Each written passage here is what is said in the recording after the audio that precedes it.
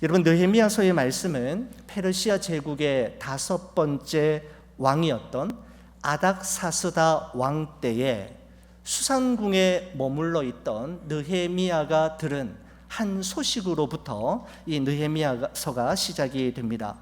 70년 바벨론 유수의 고달픈 세월을 보내고 꿈에도 그리던 고국 땅 예루살렘으로 돌아오긴 했지만 여전히 유다 백성들은 이방 민족에 의해 큰 환난과 능욕을 당하고 있었고, 예루살렘 성과 예루살렘 성벽은 무너져 불타버린 지 오래가 되었을 뿐만 아니라 방치되어 더 이상 다시 그 기능을 할 수 없을 정도로 망가져 있다라는 소식을 듣게 되었습니다. 여러분, 이런 절망적인 소식 앞에서 느헤미야가 취하였던 첫 번째 액션은 하나님께 금식하며 기도의 무릎을 꿇는 것이었습니다. 여러분, 그렇습니다. 재건의 꿈은 기도의 무릎으로부터 시작됩니다. 느헤미야가 실력이 없었습니까? 가진 것이 없었습니까? 믿는 백이 없었습니까? 인맥이 없었습니까? 다 있었지만 그는 마치 아무것도 없는 자처럼, 아무데도 도움을 구할 자 없는 자처럼 하나님 앞에 나아가 기도의 무릎을 꿇게 되는 것이죠. 여러분, 느헤미야서가 모두 13장으로 기록되어 있는데 느헤미야서의 시작인 1장이 느헤미야의 기도로 시작되어서 느헤미야서의 마지막 장인 13장 역시 느헤미야의 기도로 마무리되는 것을 보게 됩니다. 그렇습니다. 우리 인생에 우연이 없음을 믿는 사람, 하나님이 하시는 일이 있음을 보고자 하는 사람, 영적 부흥의 그날을 꿈꾸는 사람은 기도의 자리를 끝까지 지켜내는 법입니다. 여러분, 이런 시대적 상황 속에서 느헤미야서 2장은 1절에 다음과 같은 말씀으로 시작이 됩니다. 아닥사스다 왕 제20년 니산월에 왕 앞에 포도주가 있기로 내가 그 포도주를 왕에게 드렸는데 이전에는 내가 왕 앞에 수심이 없었더니 라고 기록합니다. 여러분, 느헤미야가 예루살렘에서 일어난 그 큰 슬픈 소식을 들은 이후에 그가 가장 먼저 기도의 무릎을 꿇었지 않습니까? 금식하며 눈물의 기도로 기도를 시작했을 때가 1장 1절에 아닥사스다 왕 제20년 기슬로월이라고 되어 있었는데 2장 1절에서는 아닥사스다 왕 제20년 니산월이라고 말씀하고 있습니다. 여러분, 기슬로월은 오늘날로 말하면 11월, 12월에 해당됩니다. 이제 겨울이라고 할 수 있죠. 하지만 니산월은 3월과 4월으로서 봄이라고 말씀드릴 수가 있습니다. 여러분, 이렇습니다. 느헤미야가 기도를 시작했을 때가 기슬로월이었는데 오늘 본문이 니산월로 바뀌어지는 것을 볼 때 느헤미야가 기도하며 하나님의 때를 기다린 지 4개월 정도가 지났음을 생각해 볼 수가 있습니다. 여러분, 그렇습니다. 하나님의 뜻이 분명하고 확실해도 하나님의 때, 하나님의 뜻이 이루어지는 시간이 있음을 기억하는 것은 너무나도 중요합니다. 하나님의 뜻이 분명하지만 그 뜻이 이루어지는 때가 있다라는 것을 기억하는 것은 아주 중요한 사실이죠. 여러분, 우리의 눈에 보기에는 아무 일도 일어나지 않는 것 같아 보이고 우리의 기도에 대해 하나님이 무관심해 하시는 것 같고 하나님의 침묵이 계속해서 이어진다 할지라도 하나님께서는 하나님의 뜻이 하나님께서 정하신 때에 이루어지도록 우리의 배후에서 끊임없이 일하시는 분이심을 우리는 기억해야 합니다. 우리는 항상 조급하지만 우리 하나님은 조급하시지 않습니다. 우리는 늘 서두르지만 우리 하나님은 서두르시는 법이 없습니다. 기도하는 사람이 반드시 극복해야 할 관건은 조급함과 서두름, 그리고 기다리지 못함임을 우리는 기억해야 합니다. 어떤 사람이 하나님 앞에 기도했다고 하죠. 자신의 급한 성격 때문에 자꾸 문제가 생기고 어려움이 생기니까 하나님 앞에 간절한 마음으로 기도했다고 합니다. 하나님, 저의 조급한 마음을 주께서 다스려 주시옵소서. 제가 서두르지 않게 하시고 끝까지 인내할 수 있는 마음을 주십시오. 그런데 주님, 제발 지금 당장 주십시오. 빨리 주십시오라고 기도했다고 합니다. 뭡니까? 기다리는 것 정말 쉽지 않지요. 하나님, 인내할 수 있는 마음을 주십시오. 그런데 그 인내할 수 있는 마음을 지금 당장 주십시오 라는 기도가 여러분 우리의 기도일 때가 참 많지 않습니까? 우리가 예전에 많이 불렀던 찬양 가운데 이런 찬양이 있죠. In His Time이라고 하는, 주님의 시간에 라고 하는 찬양이 말씀을 준비하며 생각이 났습니다. 여러분, 이런 가사이지 않습니까? 주님의 시간에 그의 뜻 이루어지리 기다려, 하루하루 살 동안 주님 인도하시니 주 뜻 이룰 때까지 기다려. 기다려 그때를, 그의 뜻 이루어지리 기다려. 주의 뜻 이루어질 때 우리들의 모든 것 아름답게 변하리 기다려라고 하는 찬양입니다. 이 말씀을 준비하면서 이 찬양이 저희 입가에서 자연스럽게 흘러나오는 것을 경험하였습니다. 여러분, 그렇습니다. 우리가 생각하기에는 지금 이 시간이야말로 가장 right time이라고 생각하지만 하나님의 시간과 우리의 시간이 다를 때가 있고, 하나님의 생각과 견해가 우리의 생각과 견해와 다를 수 있음을 우리는 인정해야 합니다. 모든 기다림에는 반드시 하나님의 이유와 목적이 스며들어 있음을 알아야 합니다.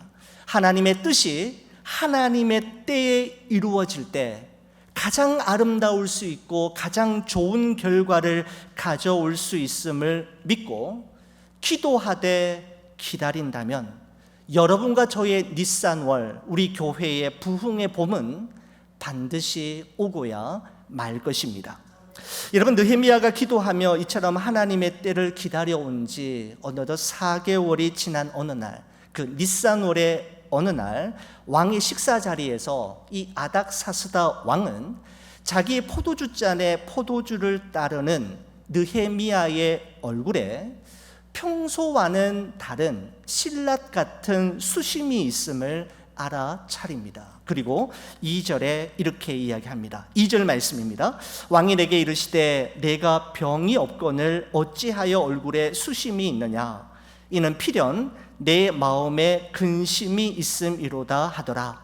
그때에 내가 크게 두려워하여 라고 말씀하고 있습니다.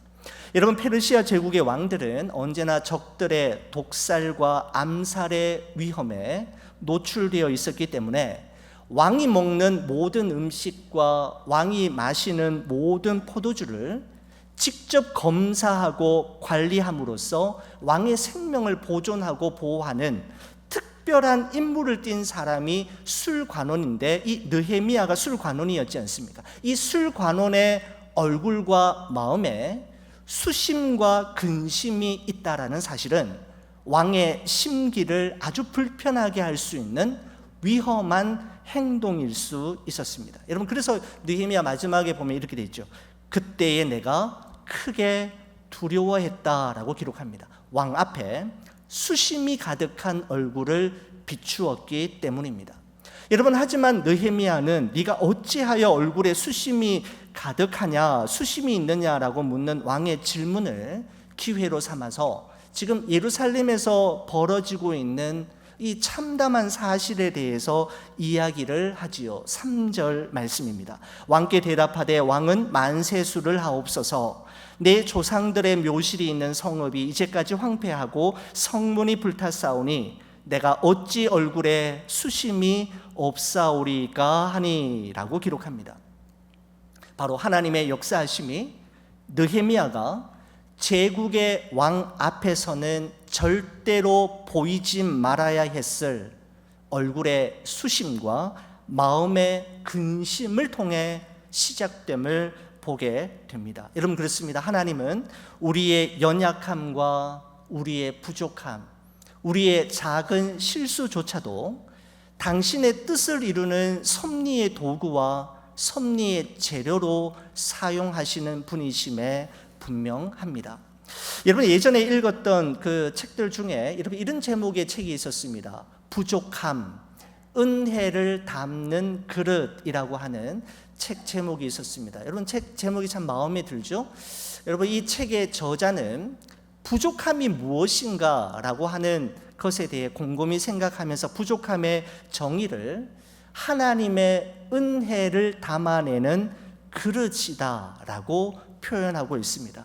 여러분 부족함이라는 것은 하나님의 은혜를 담아내는 그릇과 같아서 내가 부족하면 부족할수록, 그리고 내가 더 많이 양보하고 또한 내려놓고 비우면 비울수록 하나님의 은혜와 더 많은 은총을 경험하고 담아낼 수 있음을 그의 책을 통해 우리에게 말해주고 있습니다. 여러분 그렇습니다. 사람은 실수와 약점이 많고 부족함이 많기 때문에 문제가 되기보다는 사람은 오히려 너무 강하기 때문에 문제가 될 때가 많고 부족함을 모르기 때문에 문제를 일으킬 때가 훨씬 더 많은 것 같습니다. 여러분 우리의 부족함과 연약함, 우리의 작은 실수는 우리를 좌절케 하고 넘어뜨리고 절망케 만드는 것이 아니라 오히려 우리로 하여금 하나님이 없으면 안 된다라는 사실, 하나님이 나와 함께 하시지 않으면 단 한순간도 살아갈 수 없다라는 사실을 깨닫게 하고 하나님만 의지하는 존재로 살아가게 만드는 하나님의 은혜의 방편임이 분명합니다. 제국의 왕 앞에서는 절대로 보이지 말아야 했을 느헤미야의 그 신락 같은 안색조차도 하나님께서는 하나님의 뜻을 이루어내는 섭리의 도구와 섭리의 재료로 삼으시는 것처럼 여러분의 부족함과 우리의 연약함, 모든 실수조차도 하나님은 합력하여 선을 이루시는 하나님의 도구와 재료로 사용하실 줄 믿습니다. 여러분 네가 어찌하여 얼굴에 수심이 있느냐라고 왕이 질문했을 때 느헤미야가 그 예루살렘 고국 땅에 대한 그 참담한 현실에 대해서 이야기하자 왕이 또다시 느헤미야에게 묻습니다. 4절 말씀을 보실까요? 이렇습니다. 왕이 내게 이르시되 그러면 네가 무엇을 원하느냐 하시기로 내가 곧 하늘의 하나님께 묵도하고 라고 되어 있으면서, 그리고 5절에 왕에게 아뢰되 라고 하면서 왕에게 뭘 아뢰는가 하면 5절 말씀을 보시면 나를 예루살렘에 보내주셔서 무너진 예루살렘 성벽을 재건할 수 있도록 해주십시오 라고 말하는 것을 보게 됩니다. 여러분 자 한번 보십시오. 이렇습니다.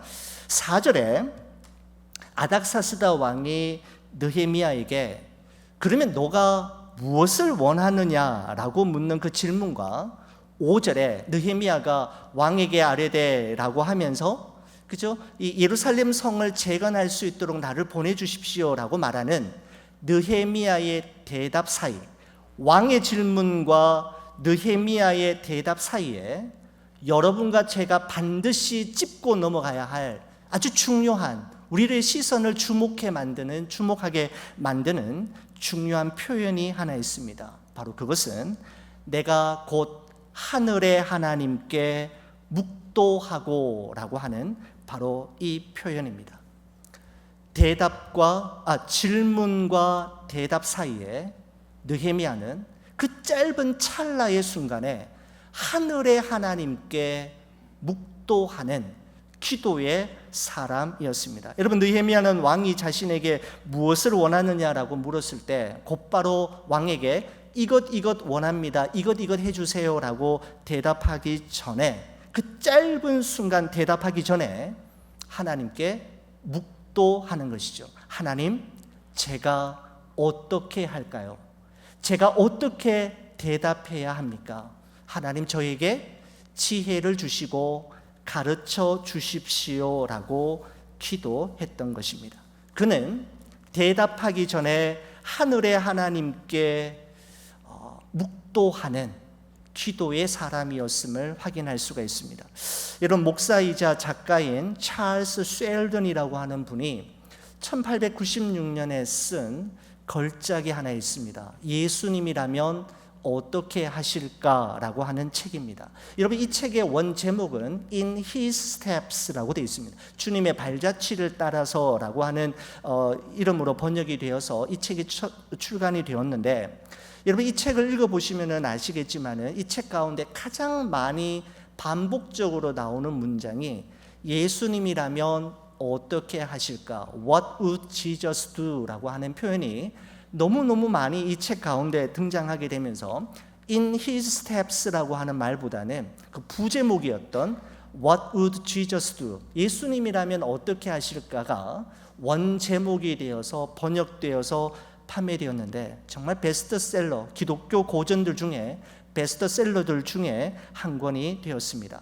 여러분, 이 책의 주인공이 해리 맥스웰이라는 목사님이 계시는데, 이 목사님이 목회하는 교회에 어느 실직자가 갑자기 죽게 되는 끔찍한 사건이 일어나게 되면서 그 교회에서는 새로운 무브먼트가 일어나기 시작하는데, 여러분, 이런 무브먼트였습니다. 지금부터 우리가 무엇을 결정하든지 무슨 일을 하든지 가장 먼저 예수님이라면 어떻게 하셨을까라는 질문을 각자에게 던지고 예수님께서 하셨으리라고 생각되는 그대로 우리도 한번 행해보자 라고 하는 그런 무브먼트이었습니다. 그 이후로 그들에게 일어나는 정말 여러 가지 많은 에피소드들을 이 예수님이라면 어떻게 하실까라고 하는 책에 31개의 챕터를 통해서 그려내고 있는데, 여러분에게 정말 강추해주고 해드리고 싶은 책임에 분명합니다. 예수님이라면 어떻게 하실까? 우리가 무엇인가를 말하고 무엇인가를 결정하고 행동하기 전에 우리 예수님이라면 어떻게 하실까를 진지하고 고민하며 생각해 본다면, 그리고 주님, 제가 어떻게 하기를 원하십니까? 주님, 제가 어떻게 해야 합니까? 저에게 지혜를 주십시오, 지혜로운 마음을 주십시오라고 하늘의 하나님께 묵도하며 기도한다면 하나님께서는 가장 좋은 길을 우리에게 반드시 열어 주실 것입니다. 여러분, 이 대목을 넘어가기 전에 여러분에게 꼭 말씀드리고 싶은 것이 한 가지 있습니다. 여러분, 아닥사스다 왕의 갑작스러운 질문과 느헤미야의 그 답변 사이에 그 찰나의 그 짧은 순간에 느헤미야가 하늘의 하나님께 묵도했다라고 말씀드렸지 않습니까? 그 짧은 순간에 하늘의 하나님께 기도할 수 있었던 것은 느헤미야가 평소에 기도하는 삶을 살았기 때문에 가능한 일이었습니다. 느헤미야의 이러한 반응은 어느 날 갑자기 나오는 것이 아닙니다. 그때가 되면 나도 할 수 있을 것 같고 그때 가서 그렇게 하겠다고 말하지만, 오늘 내가 기도하지 않고 오늘 내가 하나님의 말씀 앞에 반응하지 않고 훈련되어 있지 않으면서 그때 가서 할 수 있다라고 생각하는 것은 오류요 착각임에 분명합니다. 느헤미야가 질문과 답변의 그 결정적인 그 찰나의 순간에 하늘의 하나님을 우러러보며 묵도할 수 있었던 것은, 하나님과 소통할 수 있었던 것은 그가 평범한 일상 속에서 하나님과 소통하는 법을 배웠기 때문입니다. 여러분, 조지 뮬러 목사님이 당신이 목회하시는 교회 성도들에게 늘 이런 말씀을 하셨다고 하지요. 사랑하는 성도 여러분, 하나님보다 앞서지 말고, 기도보다 앞서지 말고, 성령의 인도하심보다 앞서지 마십시오라고 늘 조지 뮬러 목사님의 그가 목회하는 성도들에게 말씀하셨다고 합니다. 사랑하는 우리 교우 여러분, 여러분이 무슨 말씀을 하시기 전에, 어떤 결정을 내리시기 전에 하늘의 하나님 앞에 묵도할 수 있는, 하나님 어떻게 할까요? 제가 어떻게 하기를 원하십니까? 저에게 지혜를 주시고 길을 보여주시고 가르쳐 주십시오라고 기도하실 수만 있다면 하나님은 우리에게 반드시 우리가 가야 할 길과 살아야 할 삶의 방향이 어디인지를 분명하게 말씀해 주실 것입니다. 아닥사스다 왕이 그러면 네가 무엇을 원하느냐라고 묻자 하늘의 하나님께 묵도한 후에 느헤미야의 대답이 여러분 7절과 8절에 기록되어 있습니다. 여러분 이 말씀 한번 보실까요? 이렇습니다.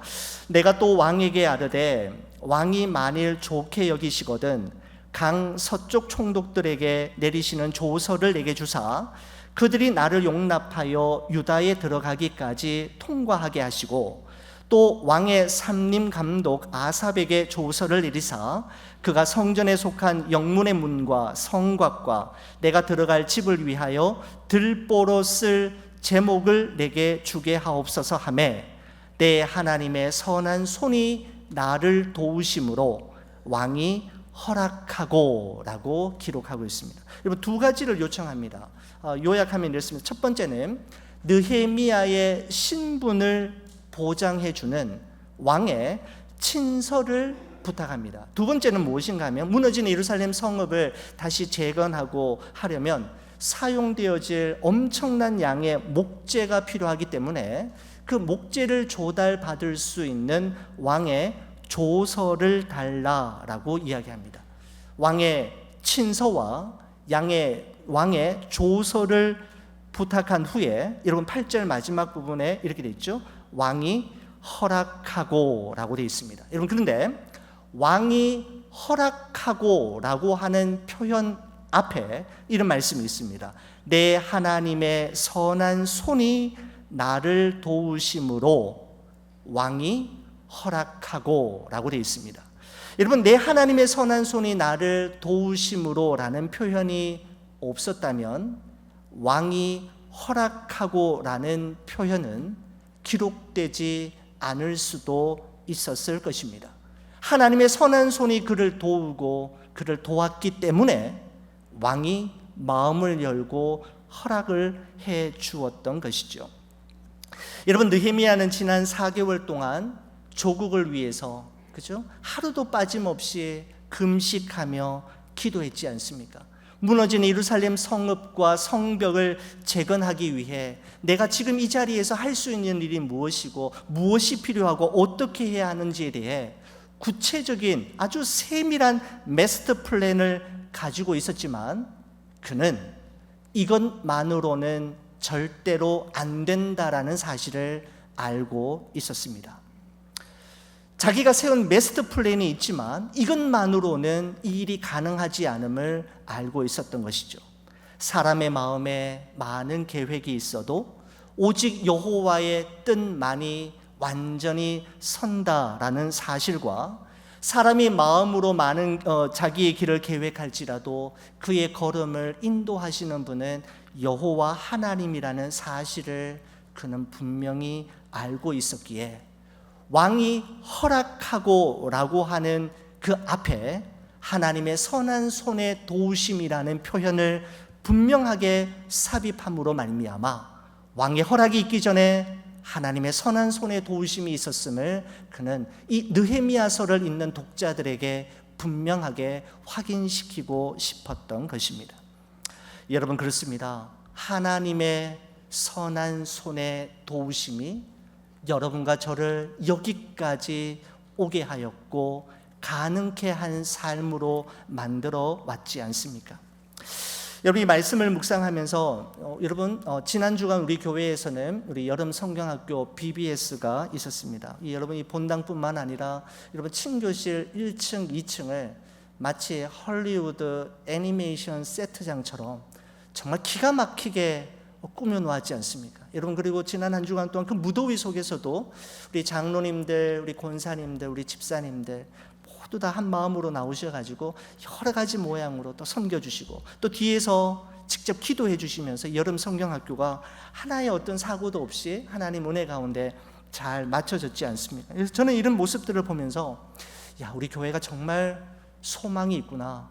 영적 잠재력이 있고 영적 내공과 저력이 준비되어 있는 교회이구나라는 생각이 들면서 정말 너무너무 행복했습니다. 여러분, 그런데 이번 BBS의 주제가 무엇이냐면 여러분 이것이었습니다. Life is wild, God is good 이라고 하는 이 주제를 가지고 했습니다. 여러분, BBS가 진행되는 동안에 우리 아이들이 이곳에서 많이 이렇게 있었는데 우리 아이들의 입에서 가장 많이 반복된 문장이 있었다면 그것은 God is good 이라고 하는 표현이었습니다. 하나님은 선하십니다. 하나님은 선하십니다 라고 하는 이 표현 안에는 하나님은 좋은 분이십니다. 하나님이 언제나 옳으십니다 라고 하는 고백이 여러분 담겨져 있는 표현이지 않습니까? 저 이렇게 아이들 보고 이 방 저 방 이렇게 돌아다니면서 이 BBS를 위해 이 벽마다 포스트들이 여러 장 이렇게 붙여져 있었는데 그 포스트마다 글이 하나씩 이렇게 쓰여져 있었습니다. 여러분, 이런 문장들이었습니다. When life is scary, God is good. When life is sad, God is good. When life changes, God is good. When life is unfair, God is good. 여러분, 그냥 지나칠 수 있는 문장이었는데 이 문장, 이 포스터 한 장 한 장에 저는 발걸음이 멈추어졌고 이 문장의 의미를 우리 아이들이 정말 잘 이해했으면 좋겠다. 정말 이 문장이 저들의 마음속에 꼭 새겨졌으면 좋겠다라는 마음이 간절했습니다. 이렇게 하더군요. 선생님이 먼저 When life changes 라고 하면 어린아이들이 한 목소리로 목청이 터지라 God is good. 선생님이 또 이렇게 하는 거죠. When life is unfair 이라고 하면 아이들이 God is good.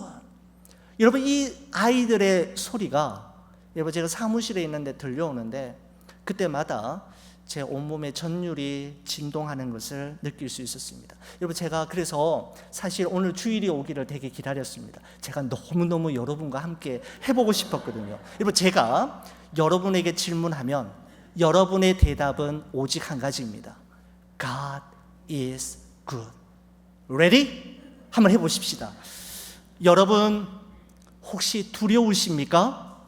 God is good. 여러분에게 혹시 슬픈 일이 있으십니까? God is good. 낙심이 되십니까? God is good. 여러분의 몸과 마음이 많이 아프십니까? God is good. 어디인 것 같습니까?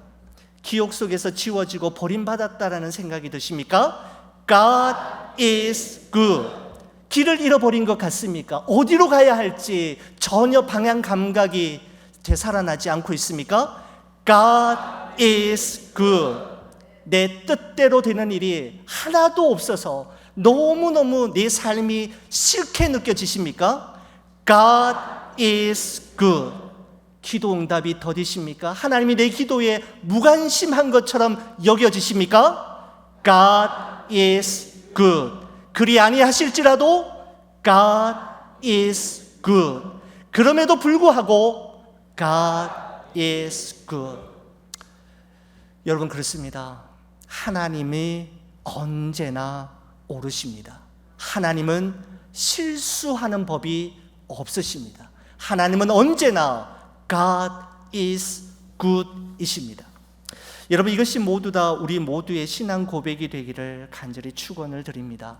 여러분, 믿음은 바라는 것들과 보이지 않는 것들의 배후와 너머에 하나님이 살아계시고 그 하나님의 선하신 뜻이 있음을 믿고 기다리는 것, 바로 믿음입니다. 어떠한 형편과 처지에 있을지라도 나를 도우시며 나를 도와오셨던 그 하나님의 선한 손길이 있음을 믿고 하나님 끝까지 의지하시고 주와 함께 우리에게 주어진 삶, 우리가 걸어가야 할 길을 끝까지 완주하시는 여러분과 제가 되기를 주의 이름으로 간절히 축원을 드립니다.